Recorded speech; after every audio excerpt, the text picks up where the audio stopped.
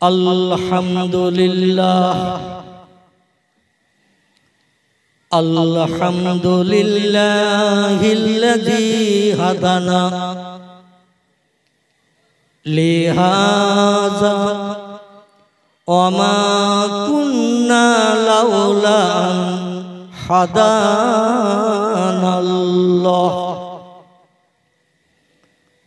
wa asyhadu an la ilaha illallah wahdahu la syarika lah syahadatan man amana billahi wa kafara bijibti wat tagut wa asyhadu anna sayyidana wa nabiyyana wa habibana wa samadana wa maulana Muhammadan sallallahu alaihi wasallama abduhu wa rasuluhu Nabiul makarimi wal akhlaqi wal mausuf abil kamalil awsafil man'ut faqad qala Allahu ta'ala fi kalamihil majid wa fil furqanihil hamid a'udzu billahi minasy syaitanir rajim Bismillahirrahmanirrahim wa innaka la'ala khuluqin azim wa qala Allahu ta'ala fi ayatin ukhra wa rafa'na laka dzikrak wa qala an-nabiyyu sallallahu alaihi wasallam innama bu'istu mu'allima wa qala an-nabiyyu sallallahu alaihi wasallam kuntu nabiyyan wa adamu bainal ma'i wat tin গলা ছেড়ে উচ্চ রবে বলুন আল্লাহু আকবার ছেলেরা তোমাদের এখনো তো বয়স খুব বেশি হয়নি বাচ্চারা যখন পেসপিস হবে তখন চাচা দাদার মতো অত আওয়াজটা দিতে হবে না ঠোঁট নাড়তে হবে না তোমরা এখন ছোট বাচ্চা আছো আমার আল্লাহর নামের আওয়াজ তুলতে কারো আপত্তি আছে কথা বলে তাহলে এখানে যদি তাস খেলা হতো নাউজুবিল্লাহ কেউ আল্লাহু আকবার বলতো কথা বলতে হবে এখানে যদি ক্রিকেট খেলা হতো কেউ আল্লাহু আকবার বলতো এখানে যদি ভিডিও হতো যাত্রা হতো থিয়েটার হতো এখানে কেউ আল্লাহু আকবার বলতো ফুটবল খেলা হলে বলতো তাহলে এই বেহেশতের বাগানে মানুষ একটু আল্লাহর নামে স্মরণ করেন ঠিক না ভুল আর একটাবার আল্লাহর নামে স্মরণ করলে আল্লাহ বলছেন মান জাবিল হাসানাতে ফালাহু আশরু আমসালেহা যে ব্যক্তি আমার নামে স্মরণ করে একবার পক্ষান্তরে পয়গম্বরের নামে স্মরণ করে একবার আমি আল্লাহ খুশি হয়ে যে তাদের নামে স্মরণ করি কবার দেখতে পাচ্ছেন তো সবাই কটা আঙ্গুল? আল্লাহ বলছেন আমার নামের স্মরণ, আমার পয়গম্বরের নামের স্মরণ যদি করে কেউ একবার, আমি আল্লাহ খুশি হয়ে যে তাদের নামের স্মরণ করি 10 বার। আচ্ছা 24 ঘন্টার দৈনন্দিন দিনে 24 ঘন্টার একটা দিন আমরা গণনা করি কিনা? কি রাত দিন মিলে 24 ঘন্টা একটা দিন গুনি কিনা? একটু কথা বলবেন। 24 ঘন্টা দৈনন্দিন দিনে আল্লাহ যদি একটা বার, 10 বারের দরকার নেই, একটা বার যদি আমার আপনার নামে স্মরণ আল্লাহ করেন, আমাদের বিপদে মুসিবতে দুঃখে দুর্দশায় অভাবে রোগে শোকে সমস্যায় আর কোন মেম্বার প্রধান এমএলএ গ্রামের কোন মোল্লার কাছে হাত পাতার দরকার থাকবে?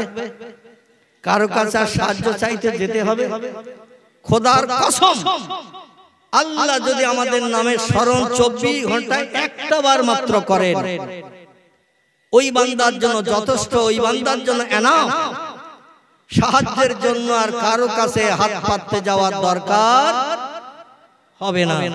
তাহলে একটু বাচ্চারা আওয়াজ দাও, তোমাদের আওয়াজে চাচা দাদাদের পেস্টিস একটু দূর হয়ে যায়। একটু আল্লাহর নামের আওয়াজ ধ্বনি এখান থেকে দেব, সপ্তম আসমান ভেদ করে সিদরাতুল মুনতাহা অতিক্রম করে আল্লাহর আরশ কুরসিতে যেন আমাদের আওয়াজ পৌঁছে যায়। রাজি আছে? আচ্ছা জোরে আওয়াজ দিলে কালকে কি ঘুষি কাটা ব্রিজের মুখে ধরবে নাকি? কথা বলে ওখানে কি বলবে যে এত জোরে তোরা আল্লাহু আকবার বলেছিলি কেন? বলবে নাকি? বলবে না। তাহলে সবাই একটু কণ্ঠের কাছে আওয়াজটা নিয়ে আসেন, গলার কাছে আওয়াজ নিয়ে আসেন। মনে করেন এই আমার জীবনের শেষ তাকবীর, আল্লাহু আকবার তাকবীর জীবনের শেষ তাকবীর। কাল সকালবেলা ফজরের আযান নাও শুনতে পারি। কত মানুষ জলসা শুনে বাড়ি যায়, ফজরের সময় আর ঘুম ভাঙে না। আছে না নেই? এরকম বহু মানুষের জীবনে ঘটনা ঘটেছে। এমন কত মানুষ আলহামদুলিল্লাহ মসজিদে নামাজ পড়তে যে সেজদায় চলে গেছে, সুবহানা রাব্বিয়াল আলা, সুবহানা রাব্বিয়াল আলা কবার পড়তে হয়? 3 বার। তো 3 বার সকলের পড়া হয়ে গেছে। ইমাম সাহেব 5 বার 7 বার পড়েছে। ইমাম সাহেবের একটু বেশি পড়তে হয়, আর মুক্তাদিরা ইমাম সাহেবের জন্য অপেক্ষা করে, তারাও সময় পেলে 5 বার 7 বার পড়ে, ঠিক কিনা? ইমাম সাহেব উঠে গেছে আল্লাহু আকবার বলে, মুসল্লিরা উঠে গেছে, একজন আর উঠতেছে না। আমাদের গ্রামে ঘটনা ঘটেছে এমন ঘটনা। তার নাম মোহাম্মদ মিয়ারাজ মন্ডল। কি নাম বললাম? আমাদের নেওরা দিঘির দক্ষিণ পাড়ায় বাড়ি। তার ছেলে একটা মাওলানা, আমার 2 বছর জুনিয়র, মাওলানা আব্দুল মকিম, আলহাজ মাওলানা আব্দুল মকিম হজ করেছেন তিনি। তারই আব্বাজান মিয়ারাজ মন্ডল নামাজ পড়তে চলে গেছে, সেজদায় গেছে, সেজদা থেকে আর ওঠে না। অনেক সময় ধরে রয়েছে, বলে আব্বা সেজদা থেকে ওঠে না কেন? ধরে দেখে আস্তে আস্তে ঠান্ডা হয়ে গেছে, আস্তে আস্তে কাঠ হয়ে পড়ে গেছে। ইন্না লিল্লাহি, সকলে পড়ুন, ইন্না ইলাইহি রাজিউন। আল্লাহ নামাজি হালাতে বিদায় করিয়ে দিয়েছে। এরকম মরণ আমাদের নসিবে জুটুক, আমরা চাই না, চাই না। আমরা চাই কিনা নামাজ হালাতে মরণ? কারণ বাংলা একটা প্রবাদ আছে, যার শেষ ভালো তার সব ভালো, যার শেষ ভালো তার সব ভালো। আল্লাহ আমল নামার শেষটা দেখবেন। এই জন্য আমাদের আমল নামার শেষে যদি সেজদায় রত আল্লাহর নামে তাসবিহ পড়া হয়, তিরমিজি শরীফের হাদিস, পয়গম্বর মুহাম্মদ রাসূলুল্লাহ বলছেন, তিরমিজি শরীফের হাদিস, কোন ব্যক্তি যদি সেজদায় যে মাত্র 2 বার তাসবিহ পড়ে, কবার? 2 বার। আবু ঈসা তিরমিজি রাহমাতুল্লাহ আলাইহি নকল করেছেন হাদিস শরীফের কিতাবটি, তার নাম তিরমিজি শরীফ। কোন বান্দা সেজদায় যে যদি 2 বার পড়ে, সুবহানা রাব্বিয়াল আলা, সুবহানা রাব্বিয়াল আলা, আর পড়ার দরকার নেই। আল্লাহ পাক ওই বান্দার তাসবিহ শুনে সেজদায় রত হয়ে কপালে ধুলা মেখেছে, নাকে খড় লাগিয়েছে।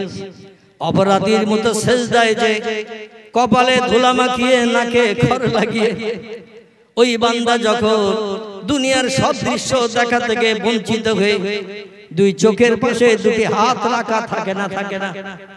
সেজদায় যখন যাওয়া হয়, 2 চোখের পাশে 2টো হাত রাখা হয় যাতে নজরটা বাইরের দিকে না যায়।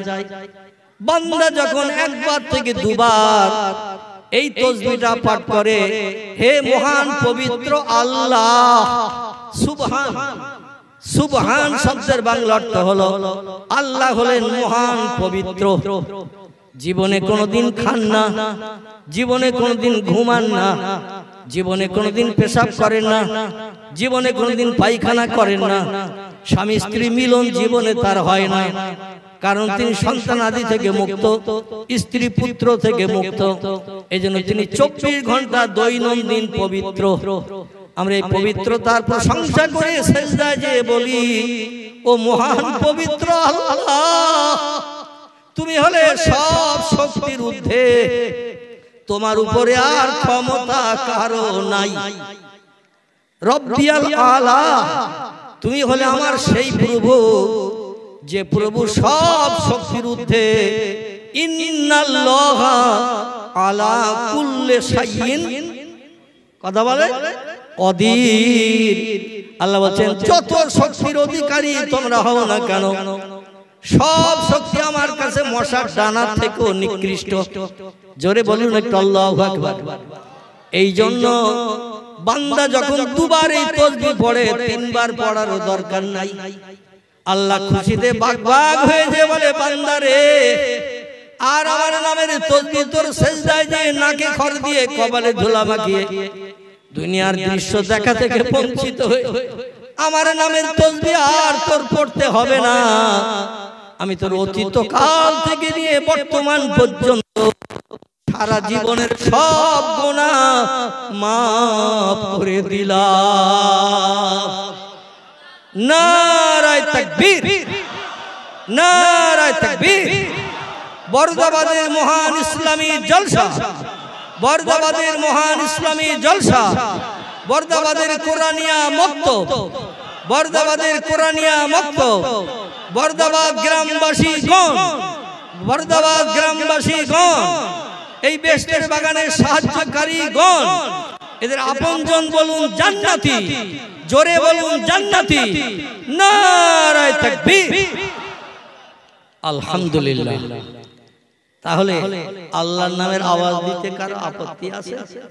আপত্তি করবেন না, কারণ আল্লাহ বলছেন ওমা খালাকতুল জিন্না ওয়াল ইনসা ইল্লা লিয়াবুদুন। অধিকাংশ বক্তাদের মুখ থেকে আয়াত শরীফটা আপনারা শুনে থাকবেন, পড়েন আলেমা। আল্লাহ বলছেন মানুষ পৃথিবীতে তোমাদের কি জন্য পাঠিয়েছে তোমরা জানো? সুন্দরী স্ত্রী নিয়ে আনন্দ ফুর্তি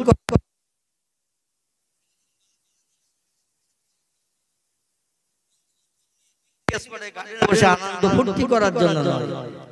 পৃথিবীতে আমি তোমাদের পাঠিয়েছি এবং জিন জাতিকে পাঠিয়েছি কেবলমাত্র আমার ইবাদতের জন্য। কিসের জন্য? আমার ইবাদতের জন্য। আর যত সৃষ্টি আমি পৃথিবীতে পাঠিয়েছি, হুয়াল্লাযী খালাকা লাকুম মা ফিল আরদি জামিআ। জোরে বলুন একটু আল্লাহু আকবার। কোরআনের আয়াত যখন আমি পড়ব, একটু আল্লাহর নামে তাসবিহ পড়বেন, কারণ কোরআন সব মিথ্যা তো নাকি? এ কথা বলে। তাহলে কোরআন যদি মিথ্যা না হয়, কোরআন কি?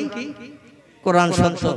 কোরআনের শুরুতে ইন্ট্রোডাকশন, সূচনা ভূমিকাতেই আল্লাহ জানিয়েছেন যালিকাল কিতাবু লা রাইবা ফিহি। এই কোরআনের ভিতরে যত বিষয়ে তথ্য পরিবেশন করা হয়েছে, যত কথা বলা হয়েছে, যত জ্ঞানের কথা, দর্শনের কথা, বিজ্ঞানের কথা, ভূগোলের কথা, ইতিহাসের কথা, যা কিছু নবী আম্বিয়াদের, ওলিয়া উলাদের জীবন আদর্শের কথা আলোচনা করা হয়েছে এই কোরআনের ভিতরে, লা রাইবা ফিহি। কোন একটা কথার ভিতরে কোনো শক-শবা সন্দেহ নাই, ভুল তো দূরে থাক, একটা সন্দেহ পর্যন্ত নাই। চিল্লায়ে বলুন একটু সুবহানাল্লাহ। কোরআনের বয়স কম বেশি ১৫০০ বছরের কাছাকাছি হয়েছে। কতটা বললাম? ১৫০০ বছরের কাছাকাছি হয়েছে, ৪৫০ বছর অতিক্রান্ত হয়ে গেছে। আগামীতে পৃথিবী যতদিন থাকবে, কোরআন ততদিন থাকবে না মুছে যাবে? এই পৃথিবীতে যত ধর্মগ্রন্থ আছে, কার নাম বেদ, কার নাম পুরাণ, কার নাম গীতা, কার নাম বাইবেল, কার নাম জিন্দাবাস্তা, কার নাম রামায়ণ, কার নাম মহাভারত। আমার ভাইরা কারবানাম ত্রিপিটক এমন করে জবুর আছে, তৌরিত আছে, ইনজিল আছে, বিভিন্ন ধর্মগ্রন্থ পৃথিবীতে আছে না নাই? ৩৫০০-এর উপরে ধর্ম পৃথিবীতে বিদ্যমান। কত বললাম? ৩৫০০-এর উপরে ধর্ম পৃথিবীতে বিদ্যমান।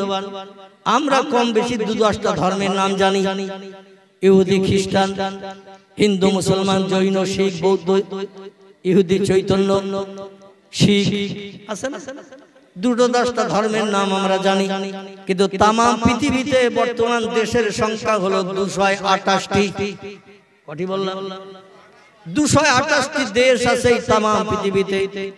Japan, German, England, Holland, Poland, Italy, Brazil, Thailand, Singapore, Burma, Rangoon, Hindustan, Pakistan, Afghanistan, Iraq, Iran, Kuwait, Jordan, Arab, পারস্য, তুরস্ক, Libya, Nigeria, Indonesia, Malaysia, Sri Lanka, Burma, Tajikistan, Kazakhstan, Balochistan, Azerbaijan, Armenia, Saudi Arab, Arab আমিরশাহী দেশ। এগুলো দেশের নাম।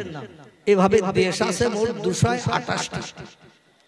এই ২২৮টি দেশের ভিতরে ধর্ম আছে ৩৫০০-এর মতো। কতটা বললাম? ৩৫০০-এর মতো ধর্ম আছে। প্রত্যেকটি ধর্মাবলম্বীদের একটা করে ধর্মগ্রন্থ আছে, কারোবার দুটো আছে ধর্মাবলম্বীদের ধর্মগ্রন্থ।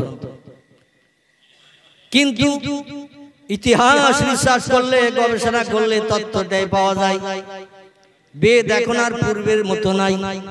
পুরাণ পূর্ণ হয়ে গেছে। এখন আর পূর্ণ পুরাণের সঙ্গে বর্তমান পুরাণের কোনো সম্পর্ক নাই। গীতার সঙ্গে বর্তমান গীতার সঙ্গে পূর্ণ গীতার সম্পর্ক নাই।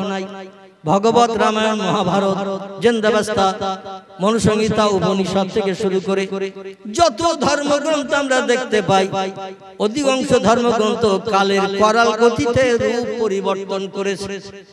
পূর্বে যা ছিল বর্তমানে তা নাই।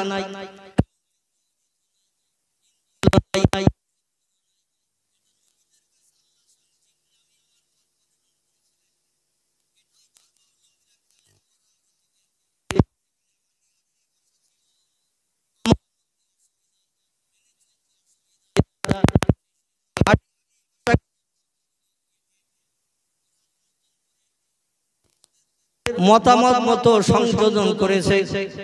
এই জন্য আগে বাইবেলকে বলা হতো ওল্ড টেস্টামেন্ট, বর্তমান বাইবেলের নাম হলো নিউ টেস্টামেন্ট, নূতন বাইবেল। পূর্ণ বাইবেলের সঙ্গে নূতন বাইবেলের সম্পর্ক নাই। আমার হিন্দু ভাইদের যত ধর্মগ্রন্থ আছে, বেদ, পুরাণ, গীতা, ভাগবত, অধিকাংশ ধর্মগ্রন্থের রূপ পরিবর্তন হয়ে গেছে। কিন্তু আপনাদের কাছে আমি জিজ্ঞাসাবাদ করি, দেখতে দেখতে কোরআনের বয়স 1450 বছরের উপরে হয়ে গেছে। কোরআনের একটা অক্ষর কি কোনোদিন কম বেশি দেখা গেছে? কোরআনে পূর্বে ছিল আমার ভাইরা 114টি সূরা, চ্যাপ্টার, অধ্যায়। বর্তমানে আছে 114টি সূরা, চ্যাপ্টার, অধ্যায়। কোরআনে পূর্বে ছিল 6666টি আয়াত। বর্তমানে আছে কোরআনে 6666টি আয়াত। একটা আয়াতেরও কম বেশি নাই। বর্তমান কোরআনে আছে 3,44,740টি হরফ, বর্ণমালা, অক্ষর। অতীতেও ছিল তাই। একটা অক্ষরের কোনো পরিবর্তন হয় নাই, কারণ পরিবর্তন করবে কে? আল্লাহ বলেন তানজিলুম মির রাব্বিল আলামিন, সূরা ওয়াকিয়া। আল্লাহ বলেন এই কোরআন কোন মানুষের ব্রেন, মগজ ধোলাই করা কথা নয়।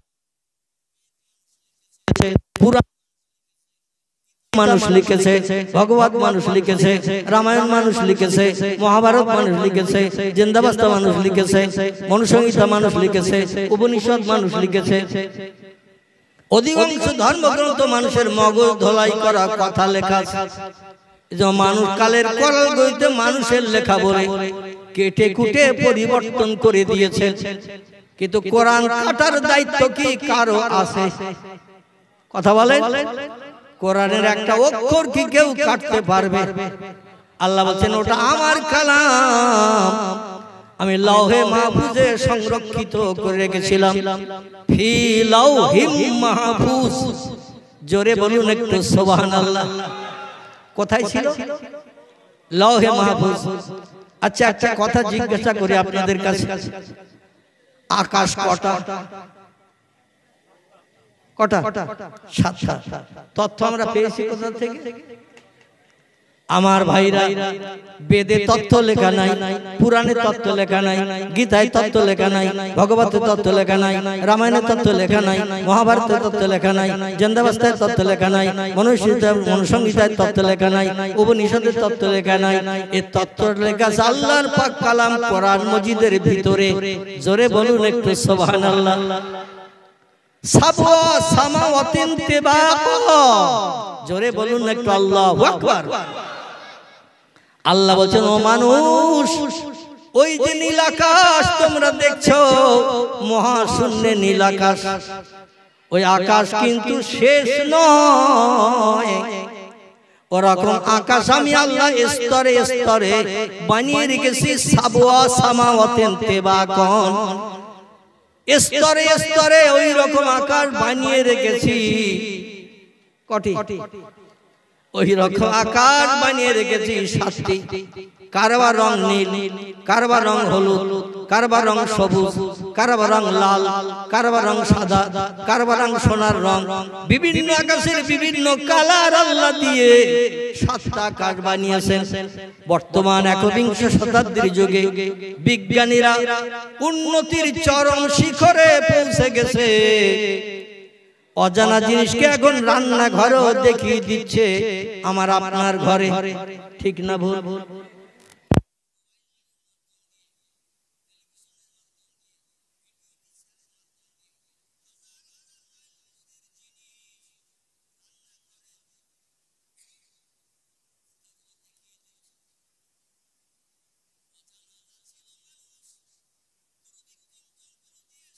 মানুষের কাছে প্রকাশ করে দিচ্ছে যেগুলো এতদিন দেখতে পাইনি, সেগুলো আমাদের চোখে ধরা পড়েছে দূরবীক্ষণ যন্ত্র দিয়ে।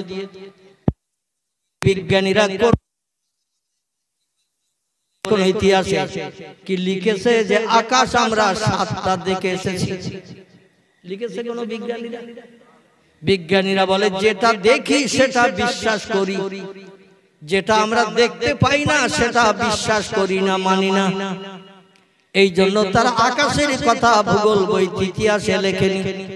কারণ ওরা মহাশূন্য পাড়ি দিতে দিতে চাঁদের দেশে গেছে, মঙ্গল গ্রহে গেছে, বুধ বৃহস্পতি জয় করার জন্য চিন্তা ভাবনা নিয়েছে।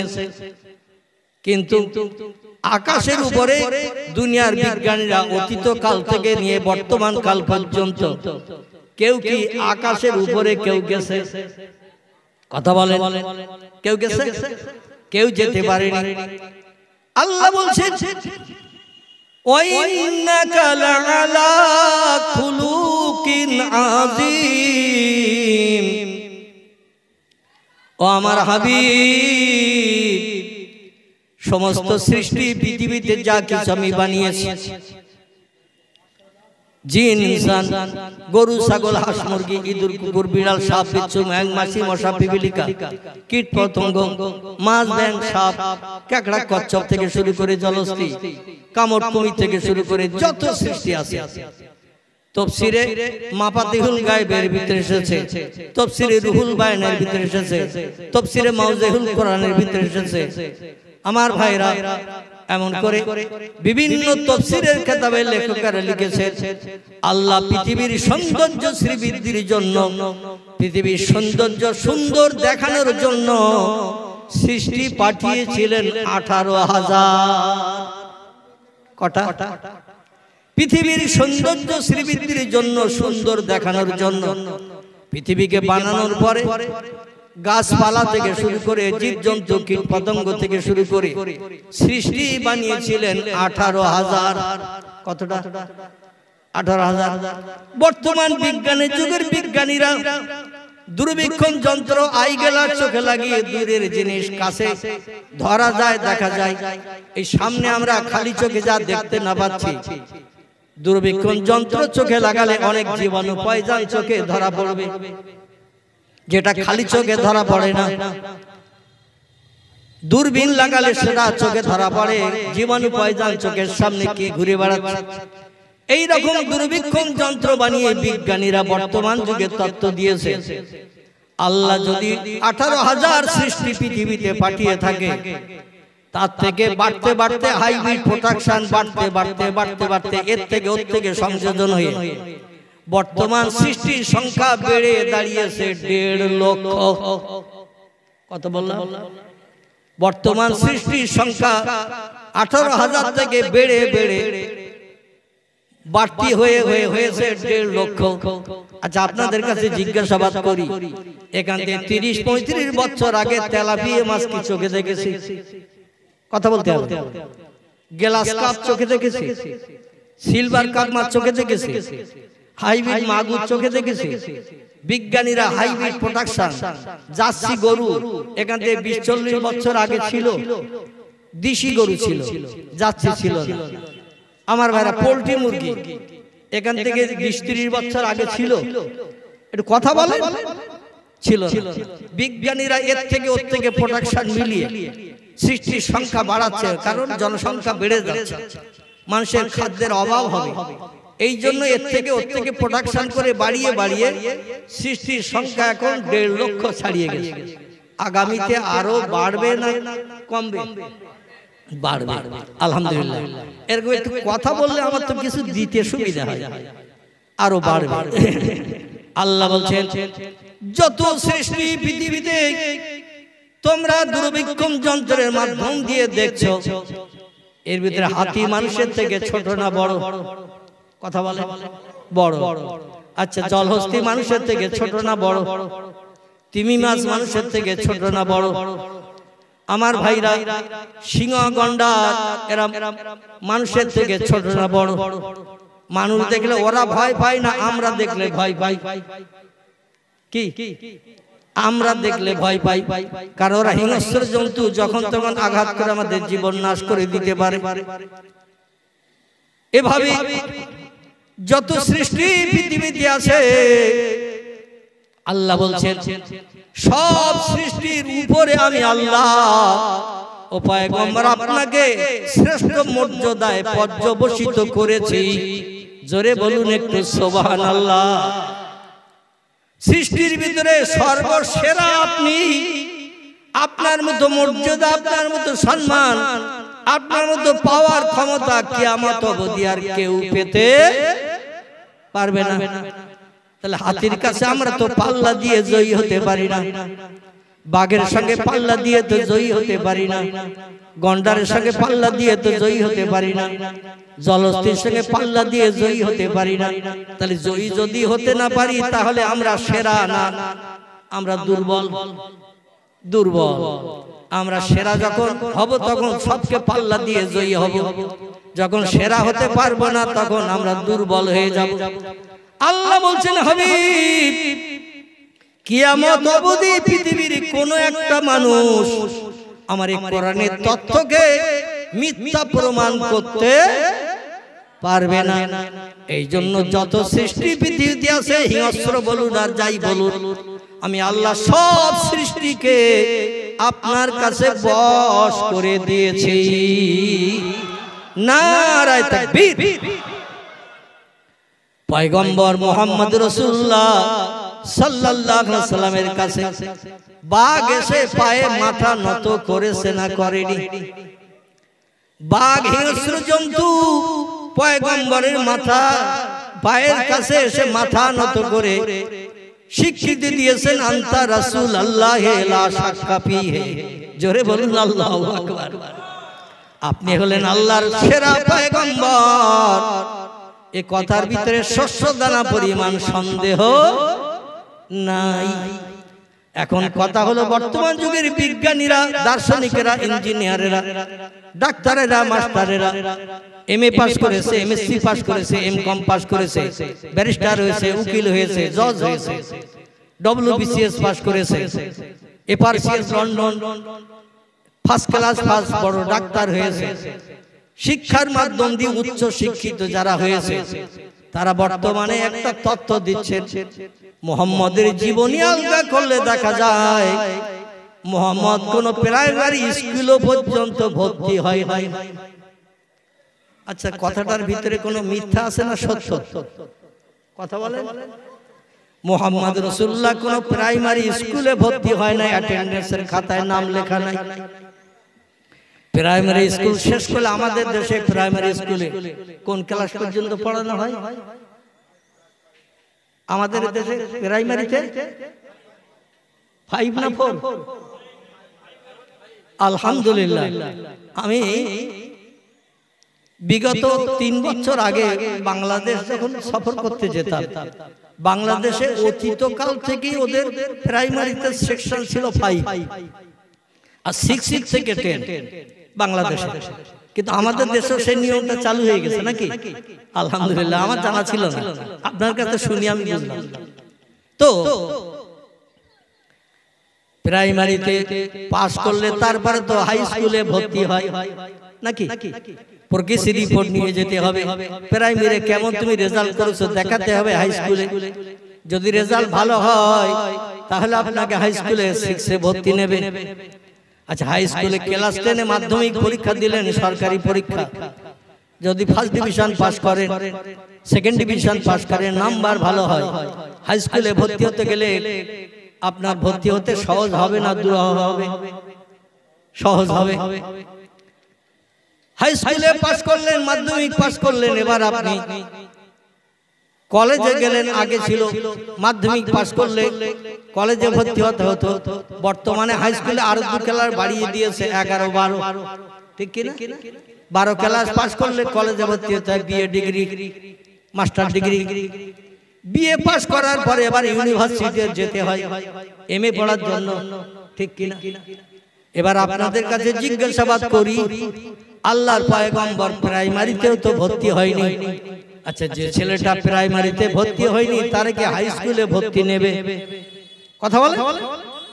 আচ্ছা, হাই স্কুলে যে ছেলেটা ভর্তি হয়নি তারা কি কলেজে ভর্তি নেবে? কলেজে যে ছেলেটা ভর্তি হয়নি তারা কি বিশ্ববিদ্যালয় ইউনিভার্সিটিতে ভর্তি নেবে? কথা বলে। ভর্তি নেবে না। বর্তমান যুগের বিজ্ঞানীরা, জ্ঞানী দার্শনিকেরা, উচ্চ শিক্ষিত পণ্ডিতরা বলছেন মুহাম্মদ এজ এ গবেট, নাউজুবিল্লাহ, জোরে বলুন একটু নাউজুবিল্লাহ। মুহাম্মদ হলো পৃথিবীতে চির অজ্ঞ, চির মূর্খ। কারণ আমরা ইতিহাস আলগা করে দেখেছি, মুহাম্মদের জীবনী আলগা করে দেখেছি। মুহাম্মদ স্কুলে পড়েনি, কলেজ বিশ্ববিদ্যালয়ে চৌকাঠ পার হয়নি। মুহাম্মদ খাতা কলম দিলে লিখতে পারত না, বই দিলে মুহাম্মদ পড়তে পারত না। মুহাম্মদ কোন কবিতা রচনা করতে পারেনি। কবিগুরু রবীন্দ্রনাথ ঠাকুরের মতো আমাদের মুসলমানদের ঘরের ছেলে কবি নজরুল ইসলামের মতো কোন কবিতাও লিখতে পারেনি, কোন সাহিত্য রচনা করতে পারেনি।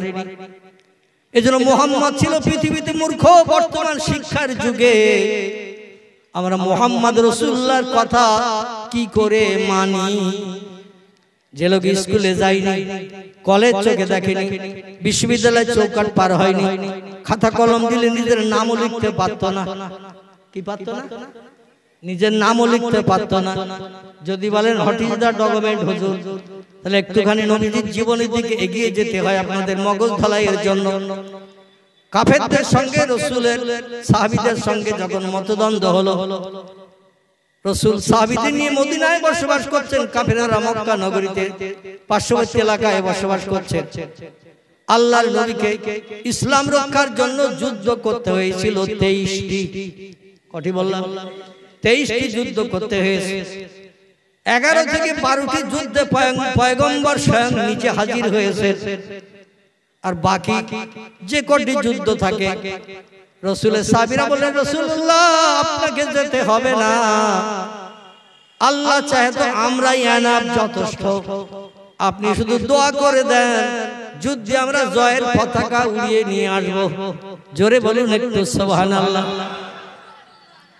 এইভাবে কয়েকটা যুদ্ধ হয়ে যাওয়ার পরে মক্কাবাসীরা বলল, বদরের যুদ্ধে গেলাম হেরে গেলাম, উহুদের যুদ্ধে গেলাম হেরে গেলাম। বদরের যুদ্ধে আমাদের সৈন্য ছিল 1000, মুসলমানদের সৈন্য ছিল 313। উহুদের যুদ্ধে আমাদের সৈন্য ছিল 3000, মুসলমানদের সৈন্য ছিল 1000। তবুকের যুদ্ধে আমাদের সৈন্য ছিল এমন করে 1 লক্ষের মতো, পয়গম্বরের সৈন্য ছিল 6 থেকে 6,500। এবার যত যুদ্ধের ইতিহাস আলগা করে দেখা যায়, পয়গম্বরের সৈন্য প্রতিটি যুদ্ধে কম, কিন্তু আল্লাহ যদি দয়া করে রহমত দান করেন, নাসরুম মিনাল্লাহি ওয়া ফাতহুন করিব ওয়াবাশশিরিল মুমিনিন। জোরে বলুন আল্লাহু আকবার।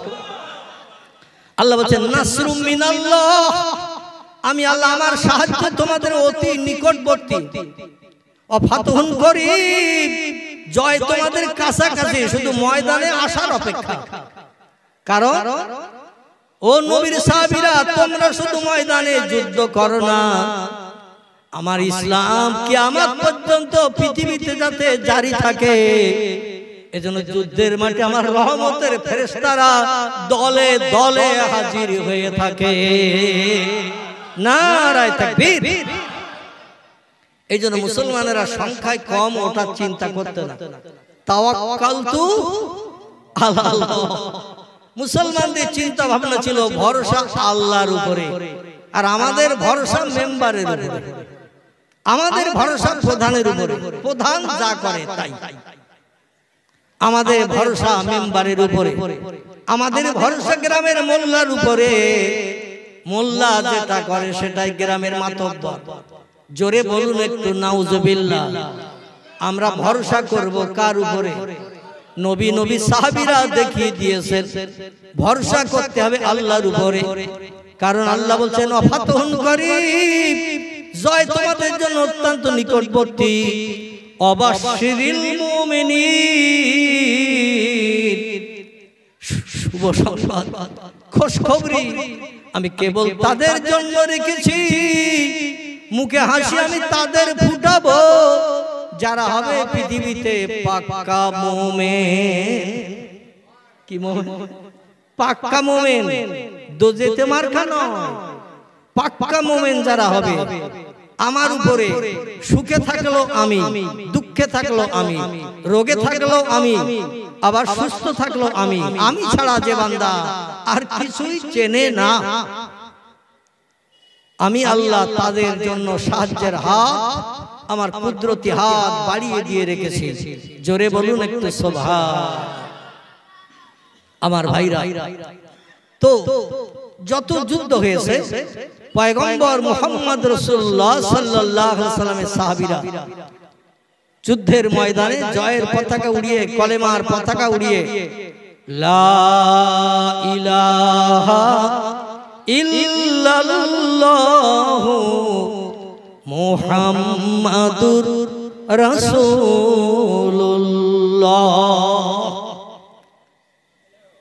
পড়তে কি চা লাগবে নাকি? এই আপনাদের এই কলেমা পড়তে কি চা দিতে হবে নাকি? আমি যদি না খাই তো আপনাদেরও খাওয়ার দরকার নেই। আর আমি অধম, আমার টোটাল জীবনে আমি চায়ের কাপ হাতে করি নাই। জোরে বলুন একটু আমিন।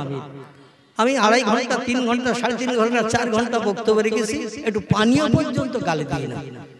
স্টেজে আমি খাবো আর শ্রোতারা বসে বসে মুখের দিকে তাকিয়ে দেখবে, ওটা আমার ব্যাড হ্যাবিট আমার জীবনে। এই জন্য আমি স্টেজে কিছু খাই না, কিছু চাই না। কারণ আপনাদের কি চা দিতে হবে নাকি? আলহামদুলিল্লাহ। এখন চা যদি দিতে না হয় তাহলে আমার আল্লাহর নামের আওয়াজ একটু তুলবেন যখন আমি তুলতে বলবো। আমার ভাইরা, আল্লাহ পাক বলছেন আমার সাহায্য তাদের অতি নিকটবর্তী, অতি কাছাকাছি, চাইলেই পাবে। কারণ নাহনু আকরাবু ইলাইহি, আমি সব সময় তোমাদের কাছাকাছি থাকি। জোরে বলুন সুবহানাল্লাহ। আল্লাহু মিন হাবলিল ওয়ারিদ, তোমাদের ঘাড়ের রগ শিরা যেমন দেহের সঙ্গে অ্যাডজাস্ট আছে, ঘাড়ের রগ শিরা থেকেও বান্দা আমি তোমার কাছাকাছি থাকি। আচ্ছা একটা কথা জিজ্ঞাসা করি, আল্লাহ কোথায় থাকেন বলুন তো? হ্যাঁ, আল্লাহ আল্লাহ কোথায় থাকেন? পয়গম্বর বলছেন আমি মেরাজের রাতে যখন সপ্তম আসমান পাড়ি দিয়ে সিদরাতুল মুনতাহা টপকিয়ে আমার আল্লাহর খাস কোয়ার্টার, খাস বাড়ি, যে বাড়ির নাম হলো আরশ কুরসি। কি নাম? আরশ কুরসি। আল্লাহ অতীতে সেখানে ছিলেন, বর্তমানেও সেখানে আছেন, ভবিষ্যতেও জায়গা পাল্টাবেন নাকি? ভবিষ্যতেও সেখানে থাকবেন। তবে আল্লাহ কোরআনে এখানে কেন বললেন আমি তোমাদের কাছাকাছি আছি? আচ্ছা, আরশ কুরসিটা কি মামার বাড়ির পাশে? কথা বলে কি জামার বাড়ির পাশে আরশ কুরসি? আমি যে আকাশের কথা বলছিলাম এখন আমি ভুলি নাই, একটু পরেই তথ্য দেব ইনশাআল্লাহ। পয়গম্বর বলছেন আমি 7 আকাশ পাড়ি দিয়ে সিদরাতুল মুনতাহা টপকিয়ে রফরফ নামক নতুন গাড়ি চেপে আল্লাহর খাস কোয়ার্টার বাড়ি, অতীতে আল্লাহ যেখানে থাকতেন, বর্তমানে যেখানে আছেন, ভবিষ্যতেও যেখানে থাকবেন, আমি সেই বাড়িতেই হাজির হয়েছিলাম।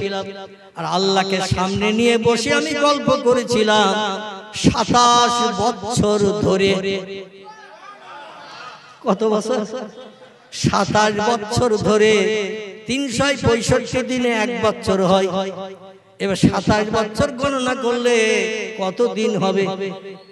আল্লাহ বলেন চাঁদ যেখানে আছিস ওখানে রয়ে যা, সূর্য যেখানে আছিস ওখানে রয়ে যা, রাত যেখানে আছিস ওখানেই দাঁড়িয়ে যা, দিন যে দেশে আছিস সে দেশেই দাঁড়িয়ে যা।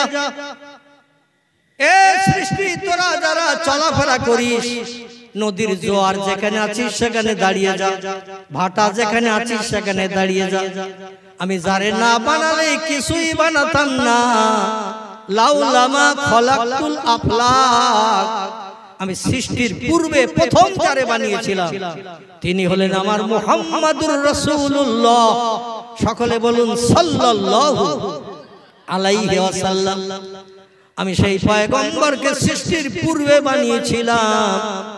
ওই পয়গম্বর মুহাম্মদ রাসূলুল্লাহ বলছেন আমি আল্লাহর বাড়িতে যখন গেলাম, আল্লাহ আমারে সামনে নিয়ে বসালেন নামাজে হালাতে, আর আমার সঙ্গে গল্প শুরু হয়ে গেল।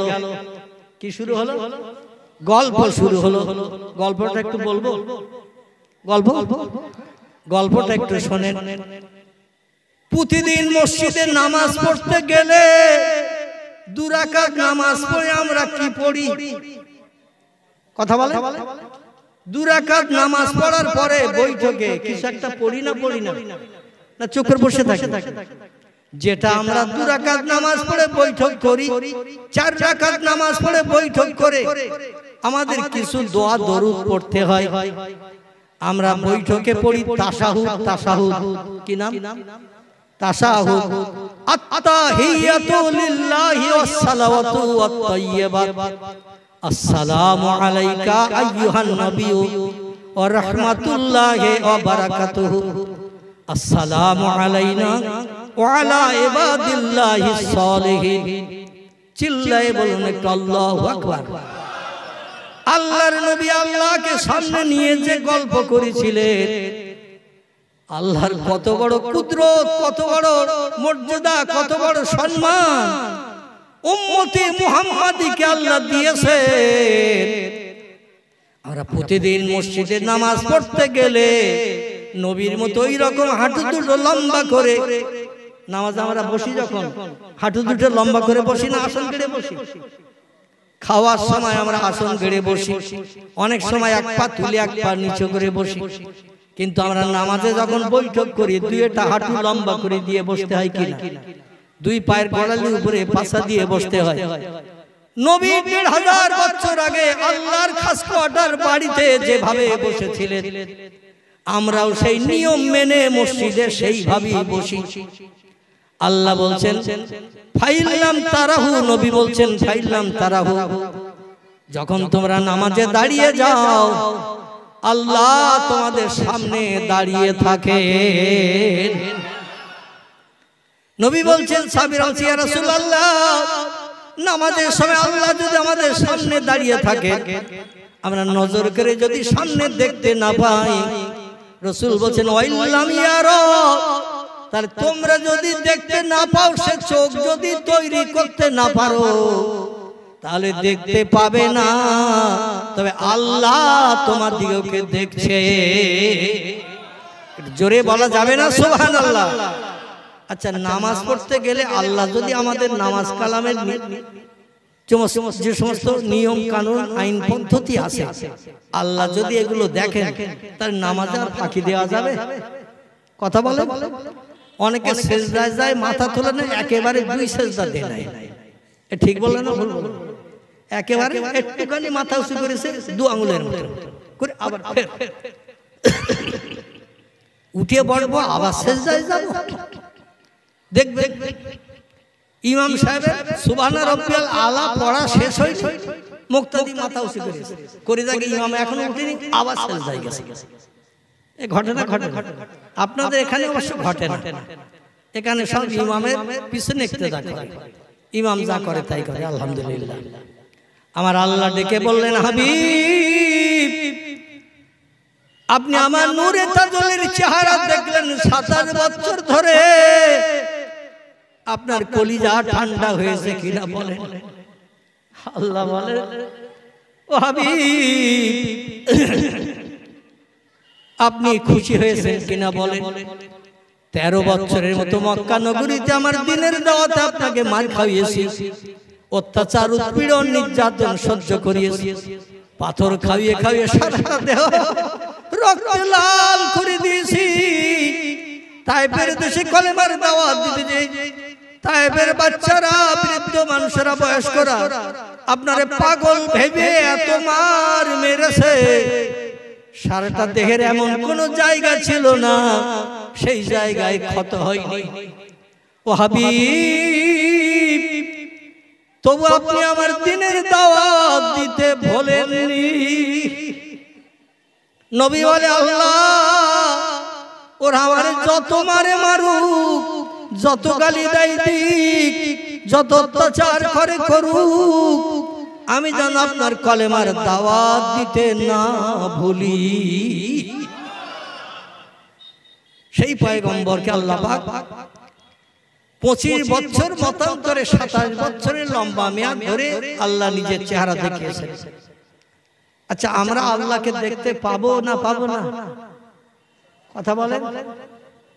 আমরা আল্লাহকে দেখতে পাবো না পাবো না? ইনশাআল্লাহ, ইনশাআল্লাহ আমরা দেখতে পাবো। তবে পয়গম্বর মুহাম্মদ রাসূলুল্লাহ সরাসরি দেখেছেন, আর আল্লাহ পাক পয়গম্বর মুহাম্মদ রাসূলুল্লাহর উম্মতদিগকে স্বপ্ন যোগেই দর্শন করিয়েছেন তার নিজের চেহারা।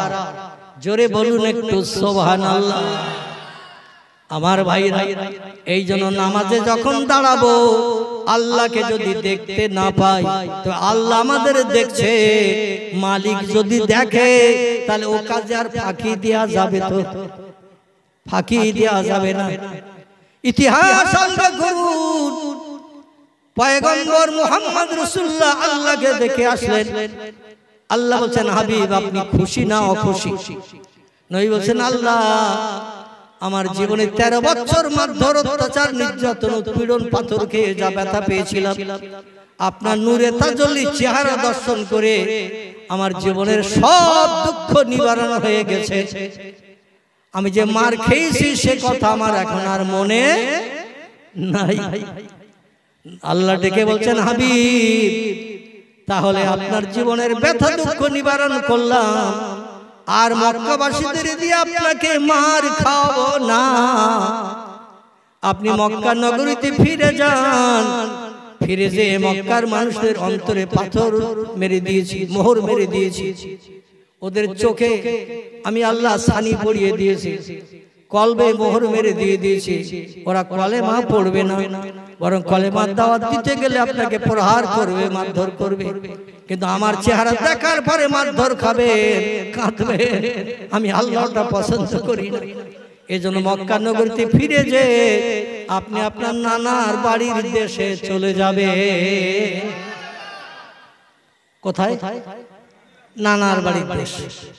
নানার বাড়ির দেশটির পূর্ব নাম ছিল ইয়াসরিব। কি নাম বললাম? ইয়াসরিব।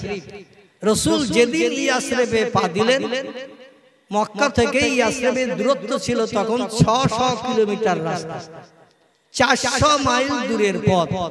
পাহাড়ের পর পাহাড় টপকিয়ে টপকিয়ে 18 দিন সময় লেগেছিল পয়গম্বরকে মক্কা থেকে আল্লাহর হুকুম তামিল করে মক্কাবাসীদের হাতে মারধর আর খেতে হবে না, এই জন্য আল্লাহর হুকুম তামিল করে তিনি ইয়াসরিবে গিয়েছিলেন। যেতে সময় লেগেছিল 18 দিন। কদিন? 18 দিন। আমার ভাইরা, পায়ে হেঁটে হেঁটে গারে সুর পর্যন্ত রসুল গিয়েছিলেন নিজের বাসা বাড়ি থেকে। গারে সুর আবু বকর সিদ্দিকের কেনা দুটি উট ছিল, একটা উট নবীজিকে দিলেন, একটা আবু বকর সিদ্দিক নিলেন। লম্বা ঘটনা, ওদিকে নিয়ে গেলে আসল কথায় যেতে পারবো না, সংক্ষেপে একটুখানি তথ্য দিচ্ছি। এইখান থেকে রাতের বেলা রওনা দিলেন আল্লাহর নবী। জিবরিল আমিন এসে যখন পয়গম্বরকে বললেন, আপনাকে আর মক্কায় থাকা যাবে না। চতুর্দিকে মক্কার শত্রুরা কারো হাতে তীর, কারো হাতে বল্লম, কারো হাতে তরবারি, কারো হাতে নেজা, কারো হাতে অগ্নি অস্ত্র, বিভিন্ন জিনিস নিয়ে আপনার প্রাণ নাশের জন্য ঘরে চতুর্দিকে ব্যারিকেড করে ঘিরে রয়েছে। নবী বললেন, জিবরিল তাহলে এই খবরটা আমাকে কেন দিচ্ছ? জিবরিল বললেন, পয়গম্বর আল্লাহ আপনাকে যে নানার বাড়ির দেশে যাওয়ার কথা বলেছিল, সে নানার বাড়ির দেশে আজই রাত্রে আপনাকে যেতে হবে। নবী বললেন, বাইরের শত্রুরা। জিবরিল বললেন, ওয়ালা তাহজান ওয়ালা তাখাফ ইয়া রাসূলুল্লাহ, কোনো ভয় নেই, কোনো চিন্তা নেই। কোরআন পাকের সূরা ইয়াসিনের একটা আয়াত পাঠ করুন, আর আপনার মায়ের ঘরে একটু ঝাড়ু দিয়ে একটু ধুলোবালি জড়ো করুন। আপনার মা আমিনার ঘরে একটু ঝাড়ু দিন রাতের বেলা। মরুভূমি মক্কা নগরী, ঘরের ভিতরে ঝাড়ু দিলেই ধুলাবালি বার হয়।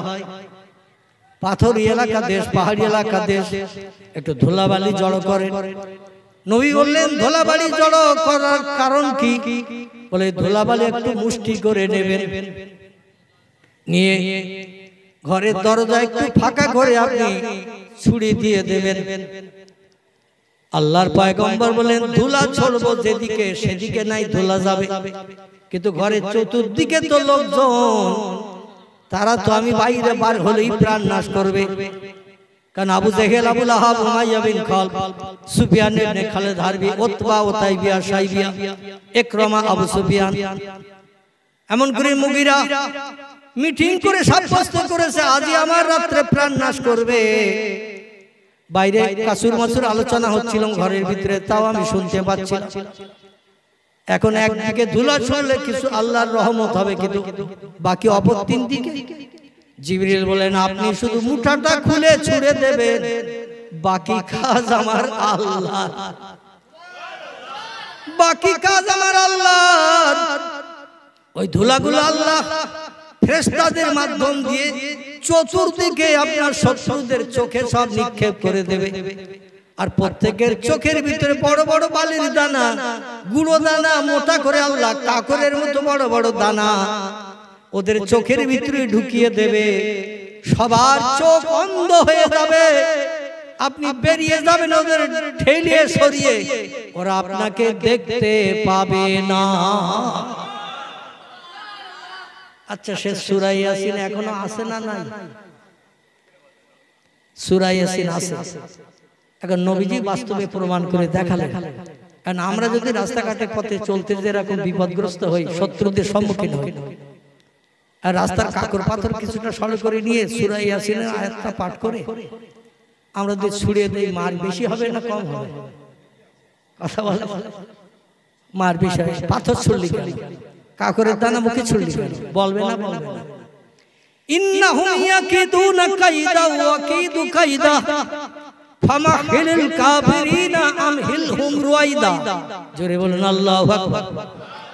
আল্লাহ বললেন, কোন হিংস্র জীবজন্তু যদি তোমাদের আক্রমণ করতে আসে, পাগলা কুকুর আসে, কিংবা ভল্লুক আসে, বাঘ আসে, হিংস্র সিংহ আসে, তোমাদের হা করে খেতে আসে, সঙ্গে সঙ্গে যেখানে দাঁড়িয়ে থাকবে ওইখান থেকে দুটো ধুলা মাটি এক মুষ্টি উঠিয়ে নিয়ে কোরআনের আয়াত পাঠ করবে, ইন্নাহুম ইয়াকিদুনা কাইদা ওয়া আকিদু কাইদা ফামাহিলিল কাফিরিনা আমহিলহুম রুয়াইদা। একটু ফু দেবে, তিনবার একটু ফু দিয়ে দেবে, দিয়ে ওই হিংস্র পাগলা কুকুর, বাঘ, ভাল্লুক, হাতি, সিংহ, গন্ডার, হিংস্র জীব জন্তু যারা খেতে আসে, কামড় দিতে আসে, বিষাক্ত সাপ আপনাকে সবল মারতে আসে, যদি একবার ছুড়ে দিয়ে দেন জনম জনম ওদের হিংস্রতা বন্ধ হয়ে যাবে। জোরে বলা যাবে না একটু সুবহানাল্লাহ?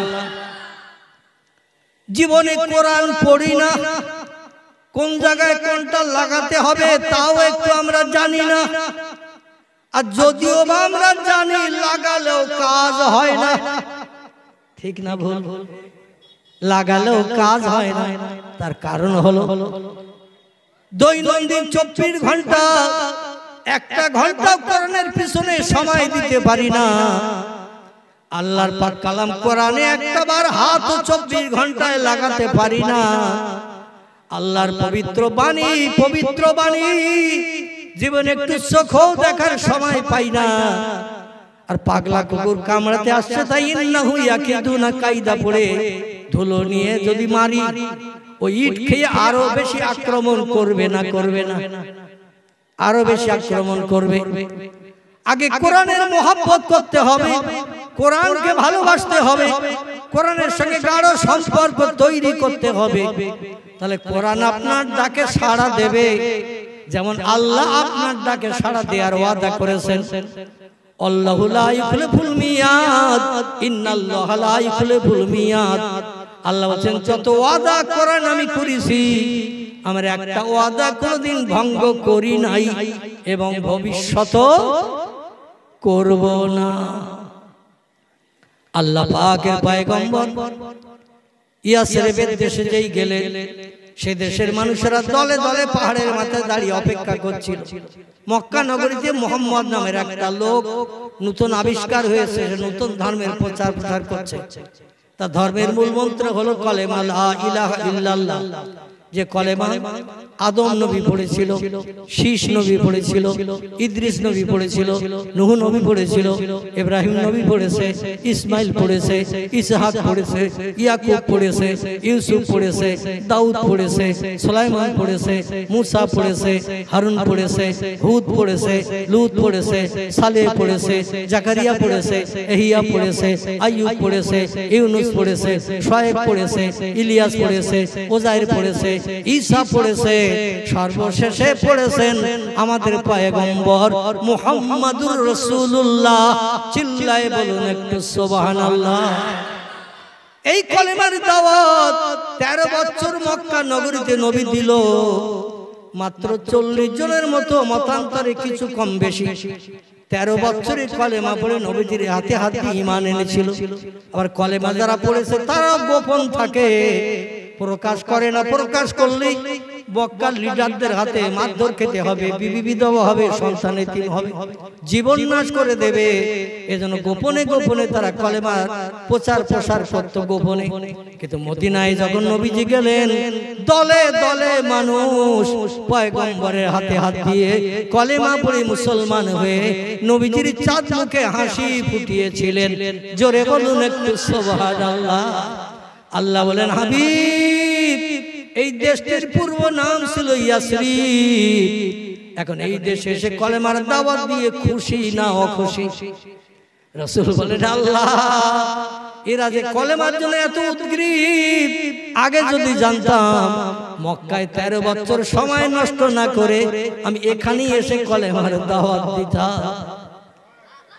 আল্লাহ ডেকে বললেন, হাবিব এই দেশের নাম আর ইয়াসরিব থাকবে না। যারা কলেমা পড়ে আপনার হাতে হাতে ঈমান এনে মুসলমান হয়েছে ওদের বলে দিয়ে দেন, বিদেশে ব্যবসা বাণিজ্যে যখন যাবে, ইয়াসরিবে যাবে, কুফায় যাবে, বসরায় যাবে, সিরিয়ায় যাবে, বিদেশে যখন যাবে দেশের নাম জিজ্ঞাসা করলে আপনার সাহাবীরা যেন বলে আমাদের দেশের নাম হলো মদিনা। কি নাম বলবে? মদিনা। মদিনা শব্দটি আরবি ভাষা, এর বাংলা অর্থ হলো সুন্দর শহর। কি শহর? সুন্দর শহর, আরামের শহর, শান্তির শহর, সুখের শহর। রাসূল বলছেন কিয়ামত অবধি আল্লাহ পাক মদিনায় কোনো অভাব অনটন দুঃখ দেবে না। জোরে বলুন সুবহানাল্লাহ। মদিনার মুসলমানের আমার ভাই, আমি মদিনার মুসলমানদের ভাই। মদিনার একটা কুকুরকেও যদি কেউ গালি দেয়, সেজন্য আমি মুহাম্মদ আমারে গালি দিল। আহারে, মদিনার উপরে নবীর এত মহব্বত হয়ে গেছে, নবী বলছেন মদিনার একটা কুকুরকে যদি কেউ গালি দেয়, সেজন্য আমি মুহাম্মদ আমারে গালি দিল। কারণ মদিনা আমার প্রিয় শহর। কত দেশে কলেমার দাওয়াত দিয়েছি, মার খেয়ে খেয়ে ফিরে এসেছি। আর এই দেশের মানুষ আমার পয়গম্বর বলে মেনে নিয়ে আমার থাকার জায়গা দিল, ঘর বেঁধে দিল, সংসারের দায়িত্ব নিল, আমার বসবাসের সুযোগ করে দিল। আবার ওরাই নিজ হাতে করে মসজিদ বানালো, যে মসজিদে আমি হাবিব মুহাম্মদ রাসূলুল্লাহ ইক্তেদা করে ইমামতি করি। জোরে বলুন একটু সুবহানাল্লাহ। আমার ভাইরা, নবী বলছেন কিয়ামত অবধি এই মদিনার জমিনে কোনো অভাব হবে না, মদিনার মানুষেরা কোনো দুঃখের দুর্দশায় পড়বে না, সুখে শান্তিতে বসবাস করবে। তবে একটা কথা আমি রাসূল বলে যাচ্ছি, এই মদিনার থেকেই প্রথম ইসলাম উঠে যাবে। সব জায়গায় সুবহানাল্লাহ বললে হবে না, এখানে একটু বলতে হবে নাউজুবিল্লাহ। নবী বলছেন এই শান্তির শহর মদিনা, এখান থেকে ভবিষ্যতে কিয়ামতের লগভগ এখান থেকে ইসলাম উঠে যাবে। কোরআনের ভিতরে আল্লাহ পাক 100টার মতো, 2-5টা কম বেশি 100টির মতো আল্লাহ পাক শরীয়তের ফতোয়া 100টার মতো কোরআনের ভিতরে আল্লাহ পাক কোট করে দিয়েছেন। জোরে বলুন একটু সুবহানাল্লাহ। শরীয়ত মেনে চলতে গেলে কোরআনের 100টার মতো আইন মেনে চলতে হয়। মদ খাওয়া শরীয়তে হালাল না হারাম, সুদ খাওয়া হালাল না হারাম, ঘুষ খাওয়া হালাল না হারাম, জেনা ব্যভিচার করা হালাল না হারাম, সিনেমা যাত্রায় যাওয়া হালাল না হারাম, মানুষের প্রাণ নাশ করা হালাল না হারাম, মানুষের অর্থ আত্মসাৎ করা হালাল না হারাম। এইভাবে শরীয়তের আইন আছে 100টির মতো। এই 100টির মতো আইন মেনে চলতে পারলে সেই লোকটি হবে পূর্ণ মুসলমান। জোরে বলুন একটু সুবহানাল্লাহ। কিন্তু বর্তমান মদিনার দেশে, সৌদি আরবের দেশে সরকার 100টা আইনকে লঙ্ঘন করে মাত্র 10 থেকে 11টা আইন সৌদি আরবের সরকার মেনে চলছে। কথা বললাম, কোরআনের 100টা আইনের ভিতরে মাত্র 11টার মতো আইন সৌদি সরকার মেনে চলছে, আর বাকি কোরআনের সমস্ত আইনগুলো নস্যাৎ করে দিয়ে পায়ের তলায় মারিয়ে দিয়ে দিয়েছে। আমার ভাইরা, কোরআনের কিছু আইন সৌদিতে আছে 10 থেকে 11টা আইন। কেউ কারো মাল চুরি করলে তার হাত এখনো কেটে নেওয়া হয়। কেউ যদি নারী পুরুষ অবিবাহিত জেনা ব্যভিচার করে, তাহলে তাদের কোমর সমান, আমার ভাইরা বিবাহিত হলে কোমর সমান মাটি খুঁড়িয়ে পুঁতে পাথর মেরে মেরে তার প্রাণ নাশ করা, এই আইনটা এখনো সৌদিতে চালু আছে। অবিবাহিত কোনো যদি যুবক যুবতী ব্যভিচারী করে, এদের 80 ঘাত বেত্রাঘাত মারার নিয়ম এখনো সৌদি আরবে আছে। কিন্তু বর্তমান সৌদি আরবের সরকার সিনেমা হল চালু করে দিয়েছে, যেটা হলো হারাম। সৌদি আরবের সরকার খেলাধুলা চালু করে দিয়েছে, যে সমস্ত খেলাগুলো শরীয়তে হারাম। বর্তমান সৌদি আরবের সরকার যুবক যুবতীদের আনন্দ ফুর্তি করতে পিকনিক স্পটে বার হয়ে আনন্দ ফুর্তি করার সুযোগ করে দিয়েছে। বর্তমান সৌদি সরকার সৌদির মেয়েদের গাড়ি ড্রাইভিং করে একা একা বিভিন্ন জায়গায় যাওয়ার সুযোগ করে দিয়েছে। বিভিন্ন হোটেলে এখানে সেখানে একা একা চলে যাচ্ছে, আর ফোনের মাধ্যম দিয়ে যুবকদের সঙ্গে কথা কন্টাক্ট থাকছে। সেখানে যে চরিত্র নষ্ট করে আসছে, সরকারের কোনো বাধা বিঘ্ন নাই। বর্তমান সৌদি আরব সরকার রেডিও টেলিভিশনের মাধ্যম দিয়ে গান বাজনা বহাল তবিয়তে চালু করে দিয়ে দিয়েছে। বর্তমানে সৌদি সরকার সিনেমা হলের লাইসেন্স দিয়েছে, বর্তমান সৌদি সরকার মদের দোকানের লাইসেন্স দিয়েছে। প্রকাশ্য ছেলেমেয়েরা মদ খাচ্ছে আর পাগলের মতো আনন্দ ফুর্তি করে বেড়াচ্ছে, যেগুলো কোরআনে আল্লাহ সরাসরি নিষেধ করে দিয়েছেন।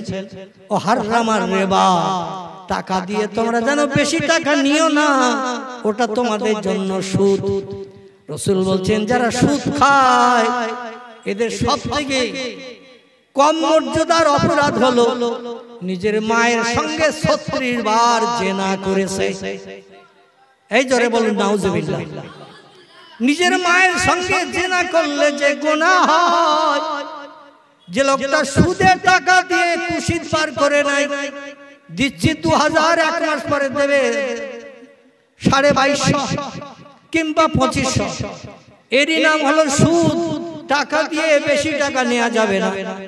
এই বলছেন সুদ এত বড় খারাপ জিনিস, এই সুদের ব্যবসা যারা করে এ কম দরজার অপরাধ হলো নিজের মায়ের সঙ্গে ৩৬ বার ব্যভিচার করলো।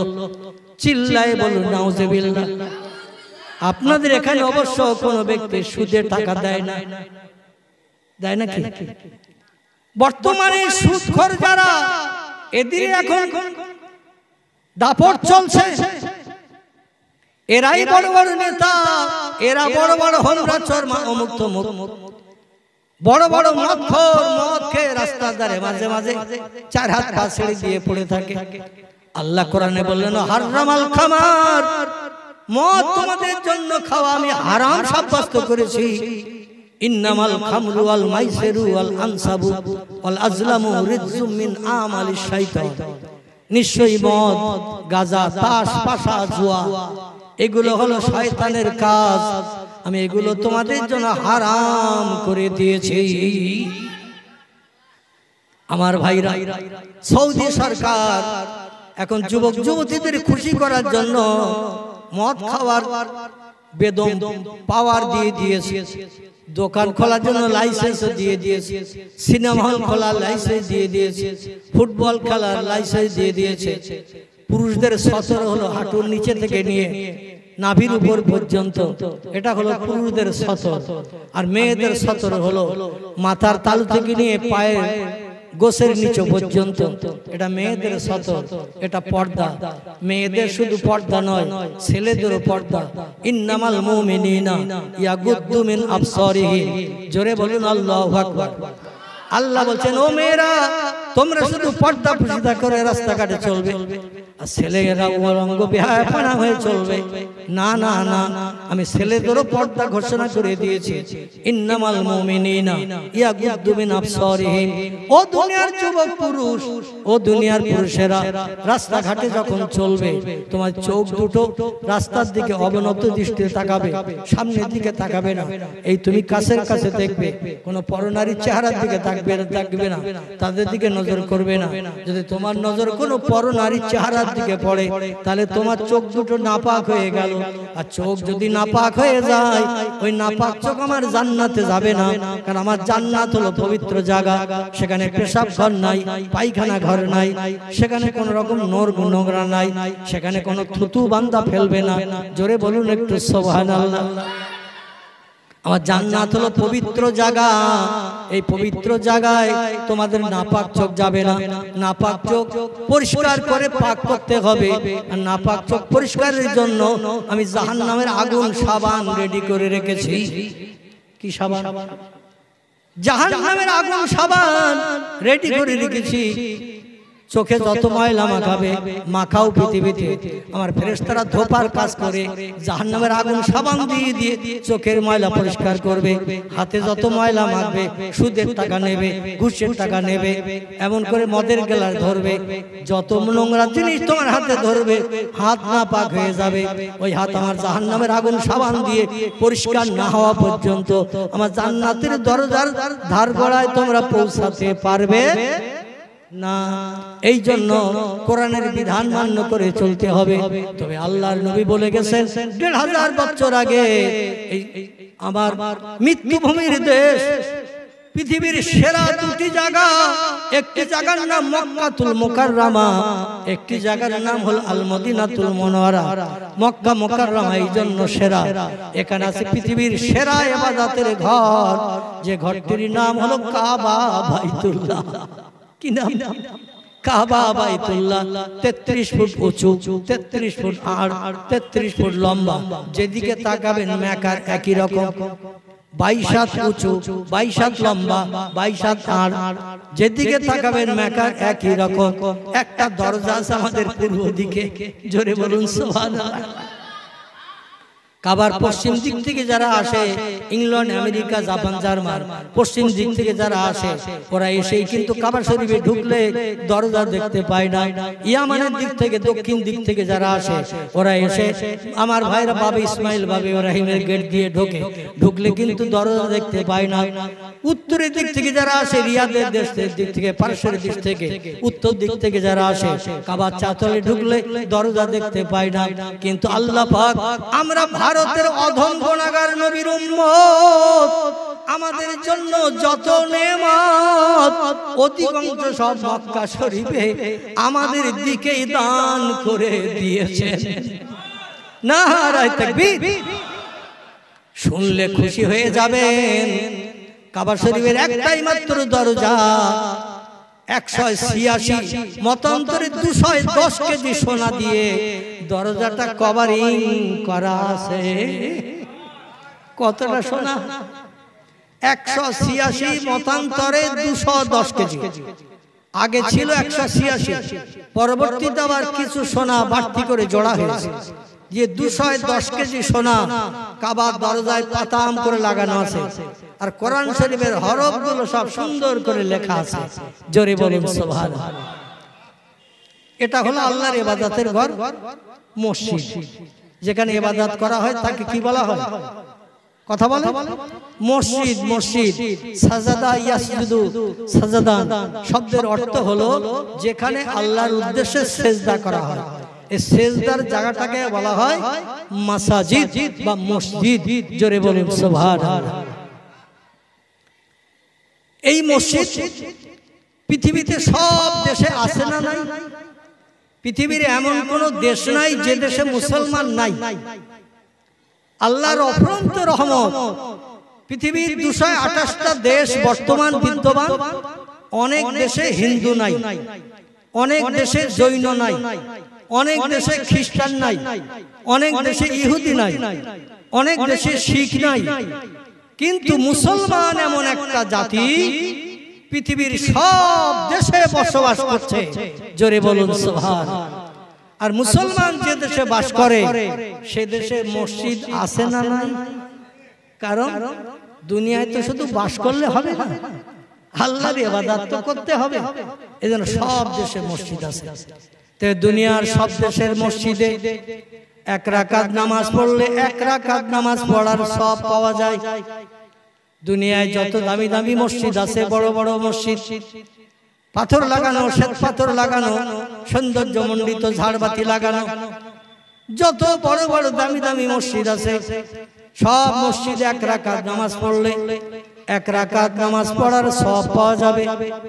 আর এই কাবা ঘরকে সামনে রেখে কোন ব্যক্তি যদি ১ রাকাত নামাজ আদায় করে, আল্লাহ পাক কাবার ইজ্জতের খাতিরে তার নামামলের থলিতে ১,০০,০০০ রাকাত নামাজ পড়ার সব লিপিবদ্ধ করে থাকে।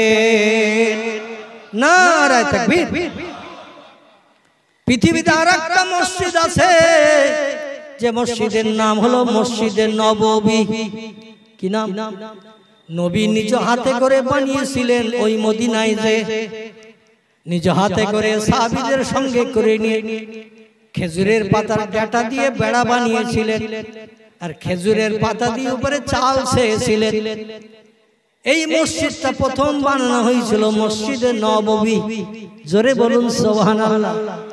বর্তমানে সৌদি সরকার ওই মসজিদের সৌন্দর্য শ্রীবৃদ্ধির জন্য পয়সা করি খরচ করে এখন 7.5 লক্ষ মানুষ একসঙ্গে মসজিদে নববীতে জামাতে নামাজ পড়তে পারছে।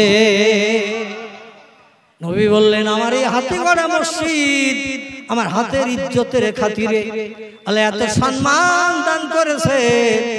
আমার কোন উম্মত কিয়ামত অবধি এই মসজিদে যদি 1 রাকাত নামাজ ইমামের পিছনে ইক্তেদা করে পাঠ করে, রাকাত 1 রাকাত মানে 2 বার সিজদা দেয়, 1 রাকাতে 2 বার সিজদা হয় কি 2 বার সিজদা দেয়, 2 বার সিজদা দিয়ে যেই বান্দা উঠে যাবে আল্লাহ তার নাম আমলের থলিতে 50,000 রাকাত নামাজ পড়ার সব লিপিবদ্ধ করে দেবে।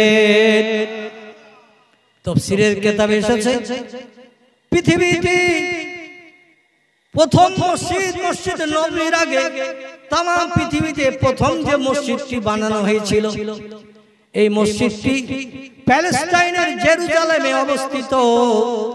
মসজিদটির নাম হলো বাইতুল মুকাদ্দাস।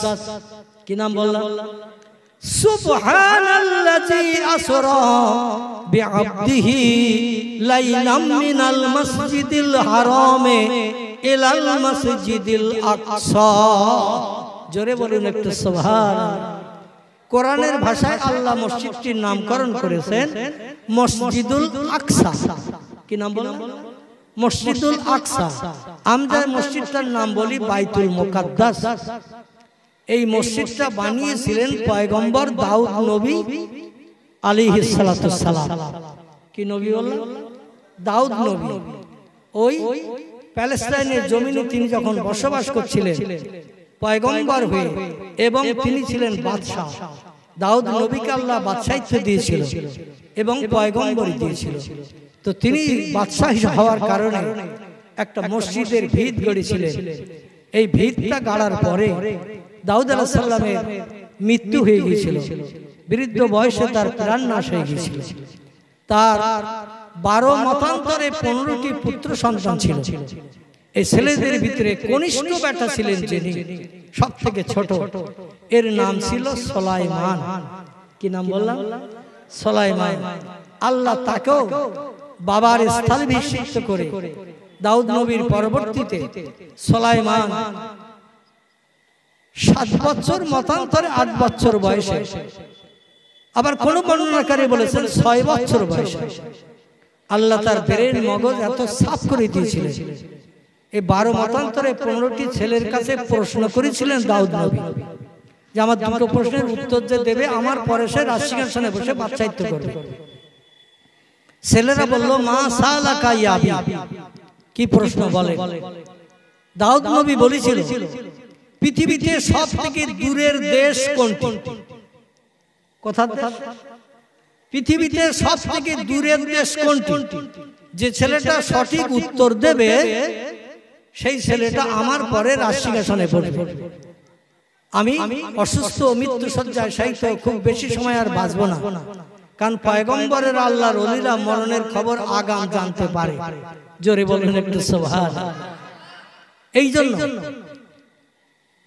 ছেলেরা কেউ বললেন জাপান দূরের দেশ, এই সিরিয়ার জমিন থেকে, সিরিয়া থেকে, প্যালেস্টাইন থেকে জাপান দূর, কেউ বললেন জার্মান দূর, কেউ বললেন আমেরিকা দূর, কেউ বললেন ইংল্যান্ড দূর, কেউ বললেন বর্মা দূর, কেউ বললেন রেঙ্গুন দূর, কেউ বললেন ভারত দূর, এক একজন কেউ বললেন শ্রীলঙ্কা দূর, এক একটা দেশের নাম বললেন।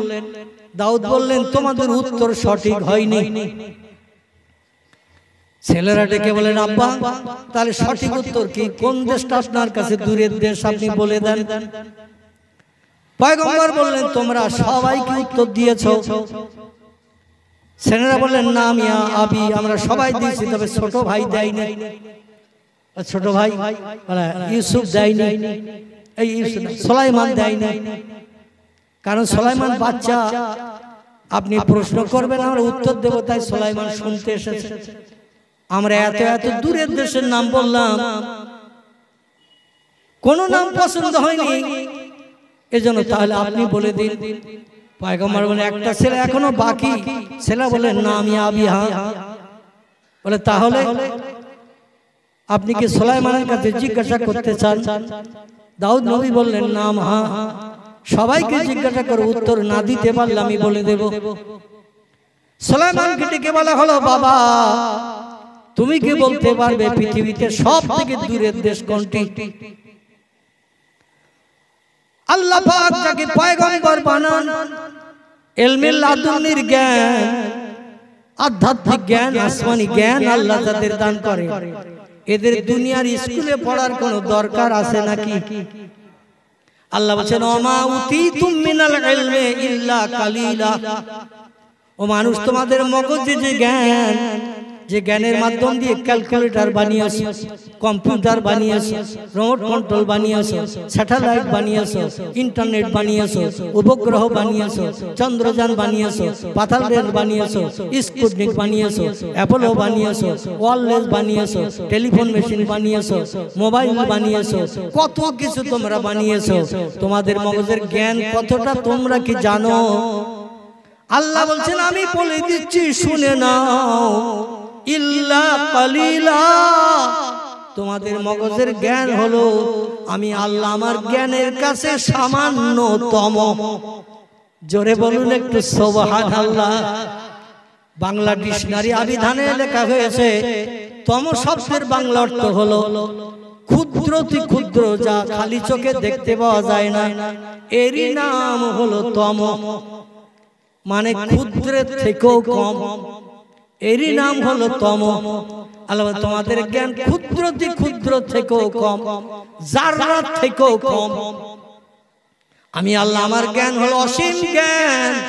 এই জ্ঞান আমি যারে দিই তারা পৃথিবীতে কিয়ামত অবধি উচ্চ শিক্ষিত হিসাবে বিবেচিত হয়ে থাকবে, তাদেরকে অপমান করতে পারবে না।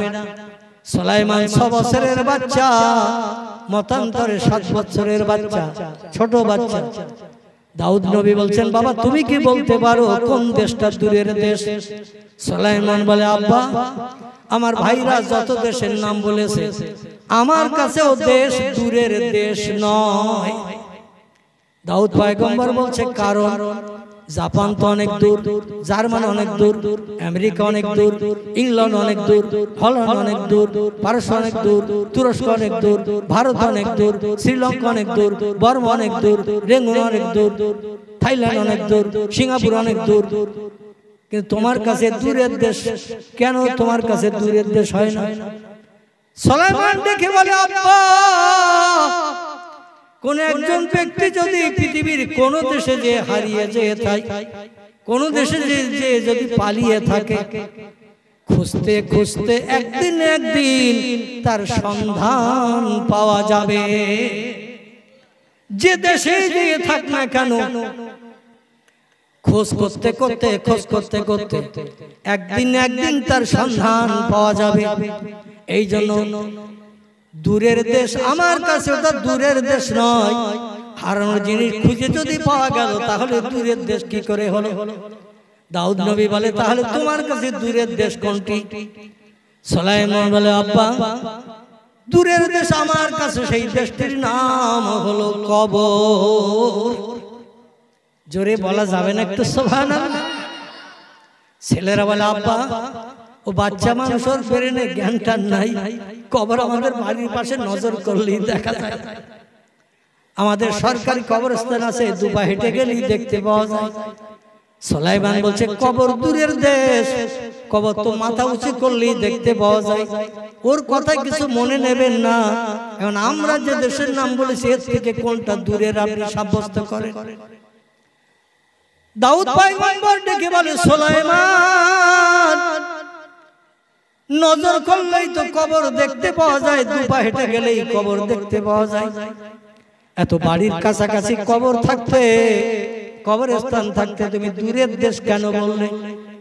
সুলাইমান বলে আব্বা কোন ব্যক্তি যখন মৃত্যু হয়ে যায় মরণের পর গোসল করিয়ে কাফন পরিয়ে কবরে যখন দাফন করে দেয়া হয়, দাফন করার পরে কিয়ামত অবধি ওই লোকটার খোঁজ করলে আর পাওয়া যাবে, আর কোন সন্ধান পাওয়া যাবে না, খোঁজ পাওয়া যাবে না। এই জন্য আমার কাছে হলো কবর দূরের দেশ, যদিও বাড়ির পাশে, কিন্তু যার কোন সন্ধান খবর কিয়ামত অবধি পাওয়া যাবে না, ওই লোকটাই হলো দূরের দেশের অবস্থানকারী। জোরে বলুন একটু সুবহান। ছেলেরা বলছে আব্বা এখন আর একটা প্রশ্ন বাকি, ওই প্রশ্নটা আপনি করেন, সুলাইমান পর্যন্ত যেতে দেব না, তার আগে আমরাই বলে দেব। কারণ সুলাইমান ছোট ভাই আর আমরা সব বড় ভাই, আর ওর সিংহাসনে বসে রাজত্ব করবে আর আমাদের উপরে আঙুল ঘোরাবে, নেতৃত্ব করবে, আর আমরাও নেতৃত্ব মানবো, মান সম্মান থাকবে না। আর একটা প্রশ্ন কি আছে বলে দেন, ওই প্রশ্নটার উত্তর সুলাইমান পর্যন্ত যাওয়ার আগে আমরা বলে দেব। বাদশা আমরা। পয়গম্বর বললেন ছেলেরা 2 নম্বরের প্রশ্ন হলো, এই পৃথিবীতে কোন জিনিসের মূল্য নাই, কোন জিনিসের দাম নাই, বিনা পয়সায় পাওয়া যায়, মানুষকে পয়সা দিয়ে খরিদ করতে হয় না, কিনতে হয় না, এমনি এমনি পাওয়া যায়, এই রকম একটা মূল্যবিহীন জিনিসের নাম বলো। কেউ বলছে আব্বা পানি, ও পয়সা লাগে না, যখন তখন যে কোনো পুকুর থেকে 2-1 কলসি আনা যায়। কেউ বলছে আগুন, যে কোনো মানুষের কাছে চাইলে পাওয়া যায়, পয়সা লাগে না। কেউ বলছেন রাস্তার ধুলা, যখন তখন সড়ক করে আনা যায়। কেউ বলছেন জমিনের ঘাস, যে কোনো জায়গা থেকে কেটে আনা যায়, কেউ নিষেধ করে না। কেউ বলছেন লতা পাতা কাছে জড়িয়ে থাকে, লতা পাতা, ওর কোনো মূল্য নাই, ও বিনা পয়সায় পাওয়া যায়। পয়গম্বর সুলাইমান আলাইহিস সালাম চুপ করে দাঁড়িয়ে শুনছেন। ছেলেরা এক এক করে এক একটা জিনিসের নাম বলল। কেউ বলল আগুন, কেউ বলল পানি, কেউ বলছে ঘাস, কেউ বলছে লতা পাতা, কেউ বলছে মাটি, কেউ বলছে ধুলা। বলতে বলতে 12 মতান্তরে 15টি ছেলের 14টি বলা হয়ে গেল, মতান্তরে 11টির বলা হয়ে গেল। পয়গম্বর দাউদ ডেকে বলছেন সুলাইমান তোমার ভাইরা এক একটা জিনিসের নাম বলে দিয়েছে, যে জিনিস বিনা পয়সায় পাওয়া যায়, কিনতে হয় না, যার মূল্য নাই, দাম নাই। ও সুলাইমান তুমি কি বলতে পারো কোন জিনিসের দাম নাই, মূল্য নাই? 6 বছরের বাচ্চা পয়গম্বর সুলাইমান ডেকে বলছেন আব্বা আগুন না হলে রান্না করা যায় না। ভাইরা বলছেন হাওয়ার দাম নাই, বিনা পয়সায় হাওয়া পাওয়া যায়, হাওয়া ছাড়া মানুষ বাঁচে না। পানির দাম আছে, পিপাসা লাগলে পানি ছাড়া মানুষ বাঁচতে পারে না। সূর্যের আলোর দাম আছে, আলো না হলে দুনিয়ার গাছপালা বাঁচবে না। মাটির দাম আছে, মাটি ছাড়া কোনো চাষবাস হবে না, ফসল হবে না। লতা পাতার দাম আছে, চতুষ্পদ জন্তুরা লতা পাতা না খেলে তারা না খেয়ে অনাহারা হয়ে মারা যাবে। ঘাসেরও দাম আছে। বলে তাহলে তোমার কাছে কোন জিনিসের মূল্য নেই? 6 বছরের ছোট্ট বাচ্চা ডেকে বলছে আব্বা আমার কাছে ওই জিনিসটার মূল্য নাই, মানুষ বিনা পয়সায় ফেলে দেয়। আগুন মানুষ প্রয়োজনে কাজে লাগায়, পানি কাজে লাগায়, হাওয়া কাজে লাগায়, মাটি কাজে লাগায়, কিন্তু একটা জিনিসের মূল্য নাই, তার নাম হলো মরা লাশ। কি নাম? মরা লাশ। মানুষ মারা গেলে রাজা বাদশা যেই হোক, উজির মন্ত্রী আলেম হাফেজ কারি 2 দিন 5 দিন রেখে দিলে পচে গলে যাবে, পোকা হয়ে যাবে। 1 পয়সা দিয়ে কেউ কিনবে না, কেউ কোনো প্রয়োজন কাজে লাগাবে না, তাড়াতাড়ি করে কবরে দাফন করার জন্য ব্যস্ত হয়ে পড়বে। ও আব্বা মরা মানুষের কোনো দাম নাই। চিল্লায়ে বলুন একটু সুবহান। পয়গম্বর আলহামদুলিল্লাহ, পয়গম্বর দাউদ আলাইহিস সালাম বললেন ছেলেরা তোমাদের ব্রেন মগজের মাল কম, আমার সুলাইমানের ব্রেন মগজ আল্লাহ জ্ঞান দিয়েছে বেশি, এইজন্য ও হবে বাদশা। তো দাউদ নবী বাইতুল মুকাদ্দাসের স্ট্রাকচার ভিতটা করেছিলেন, আর বাকি ভিতের উপরে জিন জাতিকে আল্লাহ বশ করে দিয়েছিলেন বলে সুলাইমানের, তাদের দিয়ে বাইতুল মুকাদ্দাসের পুরো কাঠামো বানিয়ে নিয়েছিলেন। আজকে যে মসজিদটা ইহুদিরা মুসলমানদের কাছ থেকে জোর করে দখল করে নিয়ে মসজিদে মদ খাচ্ছে বসে বসে, জোরে বলুন নাউজুবিল্লাহ। মসজিদে শুকর লালন পালন করছে, ঘুরে ফিরে কাজ করছে। মুসলমানদের একটা দিন মাঝে মধ্যে সময় দেয় একটু জুমার নামাজ পড়তে, তাছাড়া মুসলমানদের বাইতুল মুকাদ্দাস আর ঘিসতে দিচ্ছে না। যে মসজিদে এক রাকাত নামাজ পড়লে 25,000 মতান্তরে 50,000 রাকাত নামাজ পড়া সওয়াব আল্লাহ উম্মতে মুহাম্মাদের নাম আমলে দান করে থাকেন। জোরে বলুন একটু সুবহানাল্লাহ। আমরা আল্লাহর কাছে দোয়া করব, দাবি করব, আমার ভাই প্যালেস্টাইনের মুসলমানদের হাতে আল্লাহ বাইতুল মুকাদ্দাসকে যেন ফিরিয়ে দেন।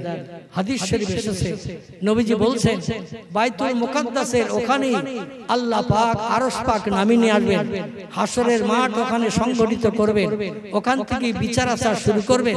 বাইতুল মুকাদ্দাস মুসলমানদের হাতে চলে আসবে এবং মক্কা মুকাররমার কাবা শরীফ থেকে দক্ষিণ পূর্ব দিকে 14.5 কিলোমিটার রাস্তা, যেটার নাম হলো আরাফাত, আরাফাত পর্যন্ত, বাইতুল মুকাদ্দাস থেকে আরাফাত পর্যন্ত এই বিশাল 1,500 মাইলের উপরে রাস্তা, এই বিশাল এরিয়ার জায়গাটা হবে হাসরের মাঠ। জোরে বলুন একটু সুবহানাল্লাহ। সেই মাঠে আমাদের সবাইকে হাজির হতে হবে। কি বিশ্বাস করেন না করেন না? সবাই বিশ্বাস করেন তো? সুম্মা ইহুইকুম, কোরআনের সূরা বাকারায় বলছেন আল্লাহ তোমাদের কবর থেকে ফের আবার জিন্দা করে ওঠানো হবে। সুম্মা ইলাইহি তুরজাউন, এবং তোমাদের সকলের জীবনের কৃতকর্মের হিসাব নিকাশ করা হবে। তারপরে জান্নাতীরা জান্নাতে যাবে, জাহান্নামীরা জাহান্নামে যাবে। অহুম ফিহা খালিদুন, আর যুগ যুগ ধরে সেখানে তোমরা জাহান্নামে দগ্ধ হবে, আর জান্নাতীরা জান্নাতে যাবে, যুগ যুগ ধরে সেখানে সুখ ভোগ করবা। লা ইয়ামুতু ওয়া লা ইয়াকুরু ফিহা, মরণ কোনদিন কারো হবে না, জাহান্নামীদেরও মরণ হবে না, জান্নাতীদেরও মরণ হবে না। সকলে বলুন আমিন। ওমা আলাইনা ইল্লাল বালাগ। পরবর্তী বক্তা আমার ভাই এসে গেছেন, তিনি আপনাদের কাছে আরো কিছু তথ্যমূলক আলোচনা পরিবেশন করবেন। আমার কথার দ্বারা যদি কারো অন্তরে আঘাত, ব্যথা, দুঃখ লেগে থাকে, ভাই সন্তান হিসাবে ক্ষমা চোখে দেখবেন। আমার ভাইরা, এখানে আমার বক্তৃতার ইতি টানলাম। সকলে মহব্বতে দরুদ শরীফ আল্লাহ।